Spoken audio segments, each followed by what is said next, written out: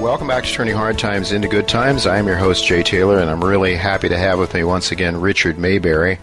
And, well, for those of you who may not know Richard, he is the editor of Richard J. Maybury's U.S. and World Early Warning Report. And you can and you should learn more about this must-have newsletter by going to Richard Maybury. It's actually richardjmaybury.com, richardjmaybury.com. That's MAYBURY.com. Thank you for joining me again, Richard. It's always a pleasure to have you with me, and I'd like to have you here as often as possible. Oh, Thanks. Thank you, Jay. I always enjoy being here because you do such a good job. The American people, they know there are other viewpoints out there other than the mainstream viewpoint, and but they don't know how to identify it or where to find it. And you are one of the very few people who are doing such an excellent job of giving an alternative view to the mainstream boilerplate stuff that's pumped out. And I, for one, thank you very much. You're doing a great job. Well, I, for one, thank you very much for providing all of the material that I use. And the questions, you do all the hard work, Richard. But identifying truth is, of course, what we're trying to do on this show, and you're a gigantic help in that regard. You have a better grasp of history going way back than anybody else I know personally, anyway. So, and you bring that up into the relevance of today's actions, what's going on geopolitically and in our economy, and I think it's very, very valuable. So, anyway, I'd like to start out with your really sort of talk a little bit about your January 2016 issue. You started it out as follows, quote, "Happy New Year. It is shaping up to be unusually interesting as well, profitable and shocking. I plan to be with you each step of the way. The Paris and San Bernardino terrorism incidents indicate we are off to the races, which is a main theme of this month's issue of the Early Warning Report," end of quote. Well, you know, Richard, thinking back to Ron Paul when he was running for president, the Republicans nearly booed him off the stage in one of those debates. So he said a few years ago, the reason they are over here, the reason they hit us on 9/11, is because we're over there. So I'd like to ask you if you agree with that viewpoint, and if so, do you think we are likely to see more such incidents like Paris and San Bernardino if the United States continues to bomb, maim, and kill foreigners around the world? I mean, that's what Ron Paul was saying, and Republicans said that's, they booed him off the stage virtually. But what do you think? Oh, yeah, I absolutely agree with Ron's viewpoint on that. I mean, he said it so well. The reason that they're over here is that we're over there. I don't like the use of the word we. I wish he would have said because the federal government is over there, because we encompasses the entire U.S. population, and they don't know what's going on. They have no idea what the federal government's doing in other countries. Sure. So, I would not pin the blame on the U.S. population, but I sure would pin the blame on the federal government. They have made such a mess in so many other countries. It's horrible, and I'm speaking from experience here. I was, in the 1960s, I was in the Air Force's 605th Special Operations Squadron, and one of our jobs was to go to other countries and teach the troops of the dictators who were running those countries how to suppress their own people. Wow. And here we are, I don't know how many years later, almost 50 years later, and the federal government's still doing the same thing in Afghanistan and Iraq, all over the place in the Middle East, helping those dictators keep their people down. And it's, there's nobody over there running any country that's a Thomas Jefferson. They do not have Thomas Jeffersons in the Middle East. No. Nor are we helping them find the Thomas Jeffersons that are in. Oh, that's true. We're trying to suppress the Thomas Jeffersons overseas. Yes, that's really a good point too. This current mess that we're in, that started on 9/11 with the Twin Towers coming down, that actually was started by Franklin Roosevelt in the 1940s. He took sides with the Saudi royal family, who were just a bunch of cutthroats, and helped them keep the other tribes of the Arabian Peninsula down and to suppress those tribes. He agreed to do that in the 1940s, actually before I was even born. Mm-hmm. I'm 69 years old. And the U.S. government has been meddling in the Mideast ever since then, always taking sides with governments that no American would want to live under. And so the pressure's been building over there. The place is just a giant pressure cooker that Washington has been turning up the heat on ever since the 1940s, and it finally blew up on 9/11, and it's spreading around the world. And I'll tell you, I am totally convinced that millions of those people over there are going to continue trying to hit back at us in whatever ways they can, including coming over here and hitting us in our home country. They're going to continue doing that until the federal government gets out of their countries. Yeah. Before we went on, on live on mic here, Richard, you were telling me there's been a couple of periods in history where governments have sort of backed away and left people alone, and Christians and Muslims and Jews, at least in one case, Jews got along very well. I think in the Middle East, you said before Britain, before the British started getting involved and shaking things up in the Middle East, that Christians, Muslims, and Jews lived together peaceably. And then I think you mentioned in Spain also, Muslims and Christians at least got along very well. Talk to us a little bit about that. Yeah, well, one of the things that is kind of sorry about the way history is taught is that if nothing's going on, the historians don't report anything about it. Right. And they never ask the question, well, why is it so peaceful and quiet there? Yeah. Well, in Palestine, before the Brits came in and took the place over and started fouling it up, the Western powers pretty much just left Palestine alone. It was almost totally ignored. And so the Christians, Jews, and Muslims who lived there side by side had to work things out on their own. And the conclusion they came to is that they all shared the same fundamental laws, and so they would just abide by the same fundamental laws, the contract law and tort law and all of that. Mm-hmm. It was so similar among their religions that they would just all conduct their affairs using these laws they had in common, and they got along really well. And there was very little strife there. Now, there was some, nobody lives in heaven, but they really did get along well. And then an even better example is Spain during the Middle Ages when Muslims ruled Spain. The Islamic rulers had a pretty much hands-off policy toward the three religions and their laws, and that among other things, it produced a free market type of economy. Mm-hmm. And the Christians, Jews, and Muslims worked together side by side. They got along just fine, following the laws they had in common, and that civilization was one of the most advanced the world has ever seen. There's a book out called The Jewel of the World, I believe it is. Mm-hmm. And at that time, that's what Spain was called, the Jewel of the World, because those people got along with each other because their government wasn't meddling in their way of life. Oh, it'd be a really interesting read. Rick, one of the statistics that I pulled out of your last letter, you said that America, since its founding in 1776, or I guess right before that, has been involved in 144 wars, and all but two of them, the Revolutionary War, which of course helped us create the country, and the War of 1812, have one thing in common. Could you share with our listeners what all of our wars have had in common?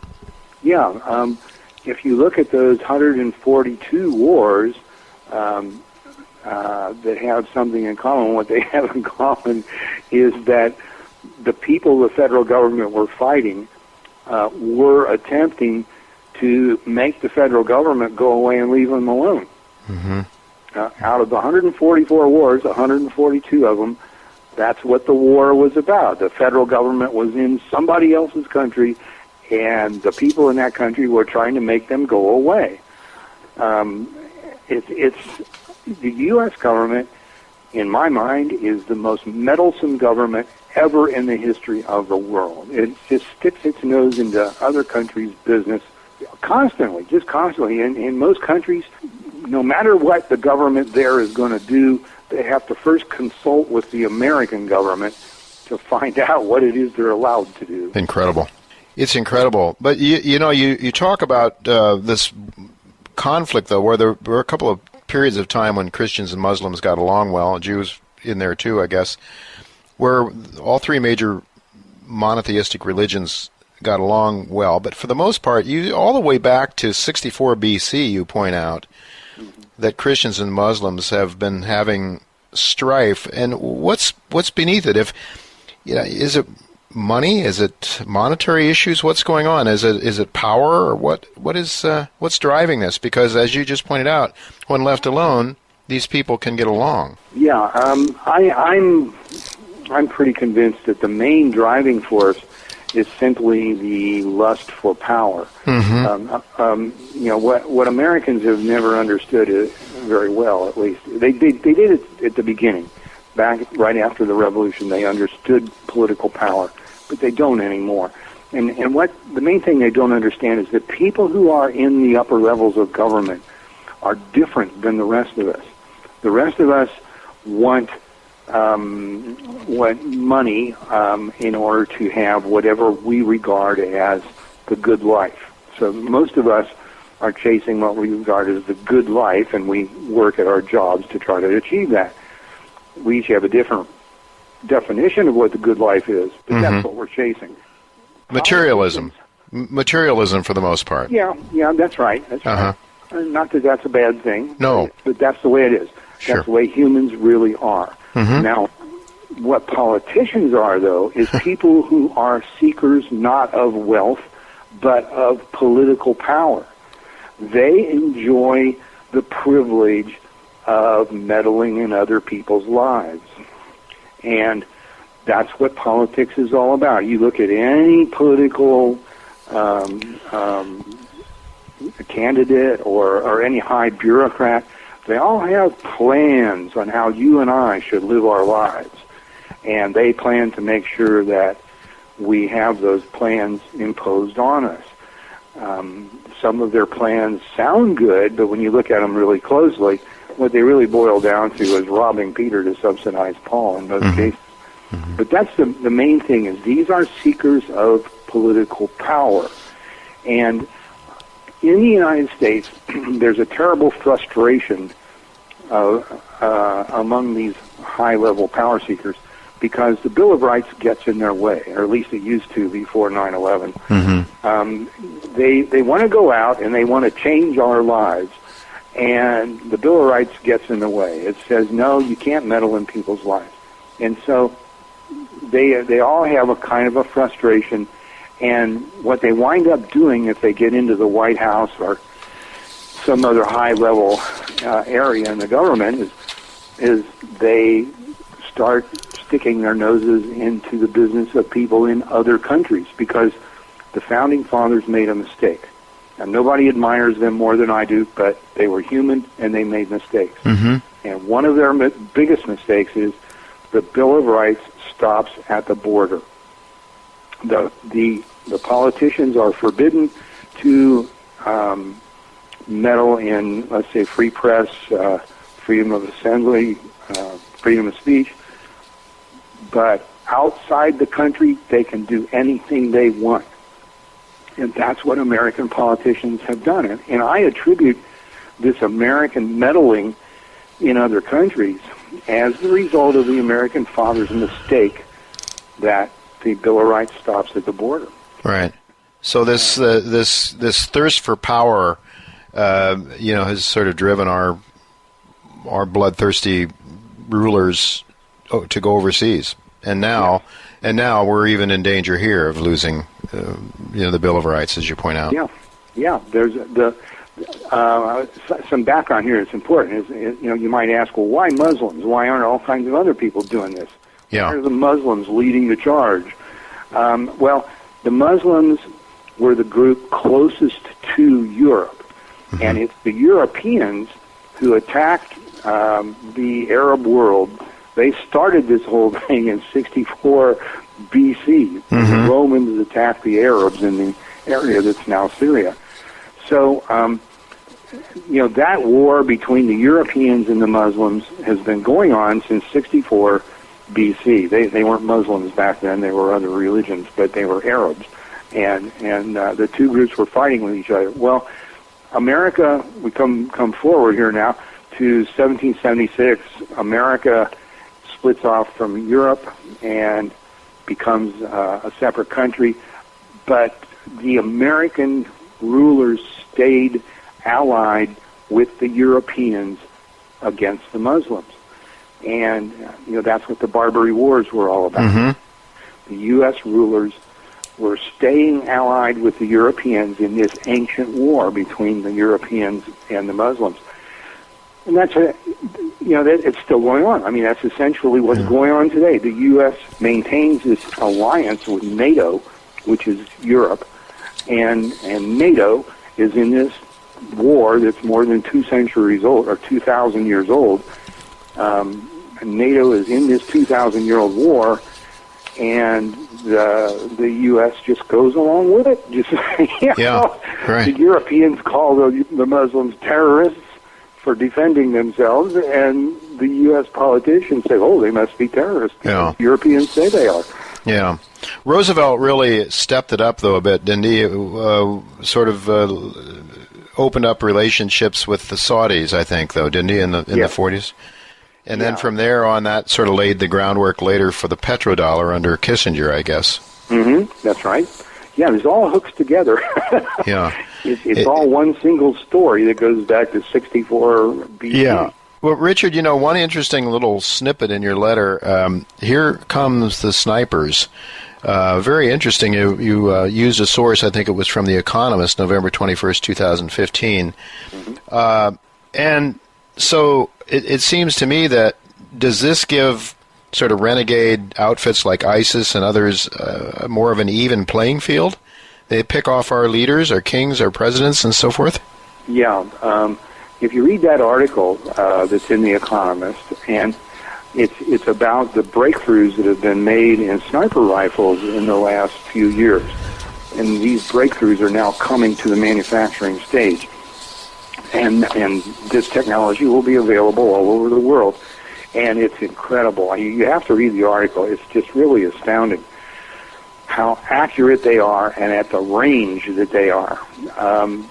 And I think that what's going to happen is that a whole lot of politicians all over the world are going to find themselves in serious danger against something that almost can't be stopped. And I think that in the U.S. too, along with most of the rest of the world, the politicians are just going to go nuts, and they're going to try to control their populations in a way that's more draconian than anything that we've seen in America ever, because they will be so scared. The country will just be in a continual state of emergency, and I think that won't last very long. I would imagine maybe a year after those draconian controls are levied. I would imagine populations all over the world will start rising up and rebelling against those controls. So I think the political turmoil that's headed our way because of these new sniper rifles is going to be a really huge historic period that's going to be unlike anything any American has ever seen. Well, it's frightening. I can see that, already they're talking about, of course, taking guns away from Americans, and I would imagine that would be a move then if some of these politicians are getting picked off, that there would be an even more of a fear tactic, the propaganda, of course, it's out there. And one of the interesting things, switching gears here a bit with your letter the January issue, taxes and how taxes are used to control American propaganda and the thinking of Americans. Could you talk about that a little bit? I mean, we saw a little bit of that where Obama went after conservatives. He sort of sicked the IRS on conservatives who didn't agree and had views that were different. But you point out that goes back quite a ways. FDR did some of that too, didn't he? Yeah, back in the 30s, everybody's heard the name William Randolph Hearst. Sure. You may not know who he was, but you probably heard the name. Well, he was the most influential newsman probably in the history of the world. And he lived in a castle on the west coast of the U.S. And he had his fingers in things all over the country. He knew what was going on everywhere and was continually writing editorials in his newspapers. He had hundreds of newspapers. And he was writing these editorials criticizing Roosevelt. And Roosevelt started getting really unhappy about it and alarmed because it was a threat to his power.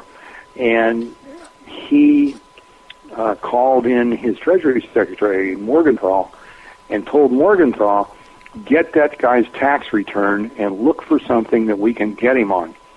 And this had, a few years before that, you'd had the case of the FBI getting, what was the gangster's name? Capone? Were you talking Capone? Al Capone, yeah. Capone, right. yeah. Mm-hmm. Right. The FBI had caught Al Capone by charging him with tax evasion. And they locked up Al Capone on tax evasion because they couldn't get him on any other charges. Well, Roosevelt sent Morgenthau after Hearst with that same plan in mind. We're going to get him on tax evasion. And we don't know exactly what happened. We don't know what conversation ensued. But Morgenthau came back and told Roosevelt, yeah, I found a bunch of stuff because the tax code is so convoluted, you can find something on everybody in the world if you want to. Mm-hmm.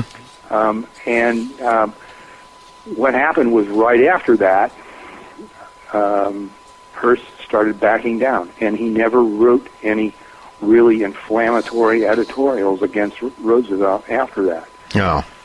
And I think what really cemented the lesson was that Roosevelt also went after Hearst's girlfriend, Marion Davies. Oh. Went after her tax return, too. And I think that's what really froze Hearst, as it would any man, when you find out the woman you love is being chased by the IRS. Yeah. That would scare you to death. Mm. So what happened was Hearst backed down, and any, I shouldn't say any, but most of the anti-socialist editorializing in the United States went away. Mm-hmm. Mm-hmm. And the whole country started swinging socialist very strongly because the papers were no longer fighting it. Mm-hmm. All the newspapers knew what happened to Hearst, and they still do know that. Yeah, it's common knowledge in the newspaper industry. So, my opinion is, I can't prove it, but my opinion is that all of the big news sources in the United States, the mainstream press, realized that they better not be too critical of the federal government's power, and they better not be too critical of socialism, or else they're going to be seeing a lot of tax auditors and lawyers and so on. Mm-hmm. Well, this makes perfect sense, Richard, in explaining why we never hear about Austrian economics, because it's free market economics. We hear about Keynesian economics is revered. Keynes was a god, and that's what we're running our world into the sewer with Keynesian economics, in my view. But that would make sense, because anybody that would stand, for free market economics, which is conservative economics, it's essentially, back to the founding fathers, essentially, would be up against this power-hungry political group, political class that wants to rule over us, right? Yep, that's right. And come back. Americans aren't used to thinking in terms of power. We think in terms of wealth because we've had mostly free market economies, for 200 years, and so we've got this orientation toward production rather than toward power. And you're not used to thinking of politicians and bureaucrats at the high levels of the government being people who aren't interested in wealth. They want power. They want the ability to push you around. I kind of tend to think most people in the high levels of government were ones who were victims of bullies when they were kids in school. Mm-hmm. And this is their response.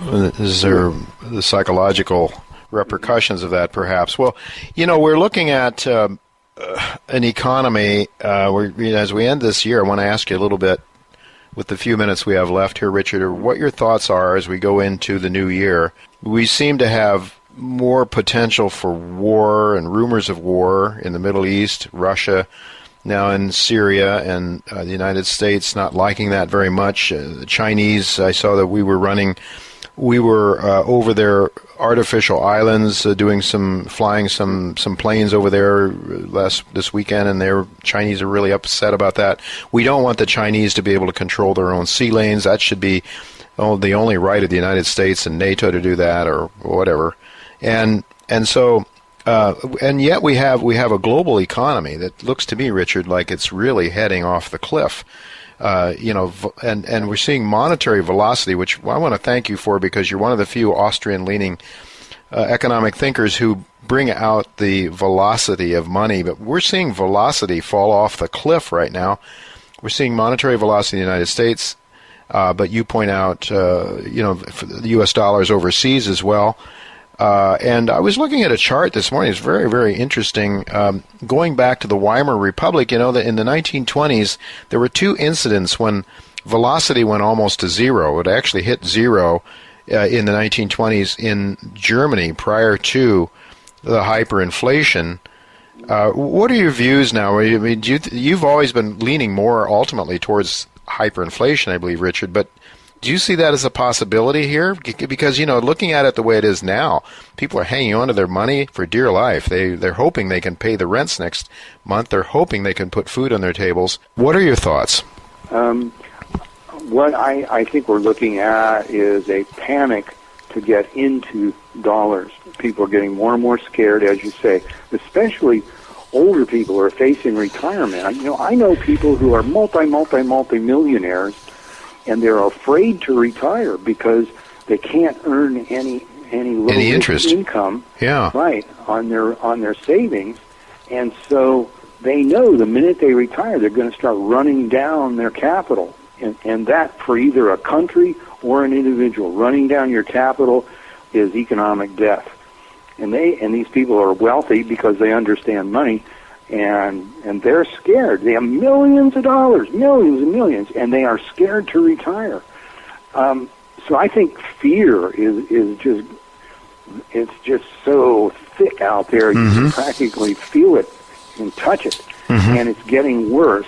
Well, the day is going to come when everybody's going to realize that a dollar is just a piece of paper, and that the federal government has been horribly irresponsible about printing dollars, and the fear will go in the other direction because it's an emotion. It can change overnight, and I think it will switch. Just like turning off a light switch, turning it off and on. It'll go from severe, crippling amounts of fear of the future and of whatever's going on in the world, to fear of the dollar. And when that happens, Katie, bar the door. Oh. There will be a flight away from the dollar and toward non-dollar assets. One of those, the most popular is gold and silver, but pretty much everything that has value that's not tied to the value of the dollar I think all of those things will become destinations for this flight away from the dollar, and it will be as intense as the flight to the dollar is right now. Mm-hmm.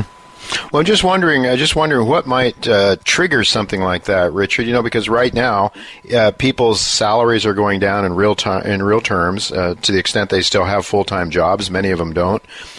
You mentioned older people are working. Well, the largest unemployment group is the working age white males in this country, and it seems like everybody's hanging on because they have less money, and their cost of living is going up. Jobs aren't out there. What would change that psychology? Because all of a sudden, if people start to think that the dollars they do have are going to suddenly be worthless, I could understand why they try to trade them in for some tangible asset that would allow them to retain some value. But how do we get from the 180-degree switch from that to that? That's what I really wonder about, and I don't suppose there's any real answer, but just like your thoughts.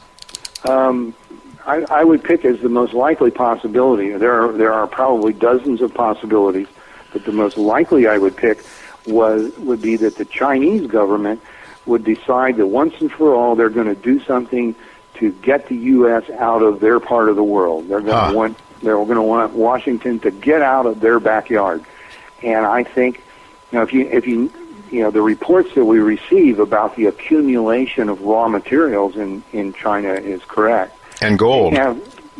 Including gold. They have warehouses, stacked to the rafters all over China that are full of copper and nickel and gold and silver, and I think they are getting ready for an economic war, an economic attack on the dollar, and they, at some point, will just trigger off a run on the dollar. They'll start selling their dollars, and the dollar, because they got a lot of them, and the dollar will start falling, and that will trigger a worldwide panic, and that will be the switch that I'm talking about. It'll be like hitting a light switch. People will start running away from the dollar, and the U.S. government will be in really deep trouble. So that's my guess for the most likely. Interesting. Thing. Well, that's interesting. You do bring the geopolitics and connect with economics as well as anybody I know, Richard, which makes your work extremely interesting to me. And I would just say in parting here, because we are out of time just about here, maybe another minute or two we can talk about it.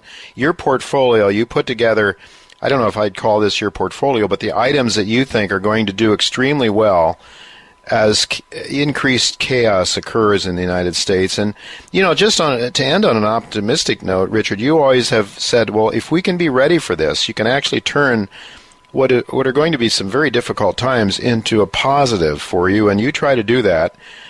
You have, for example, and you have a confidence rating here of 1 to 10, and 10 being the highest.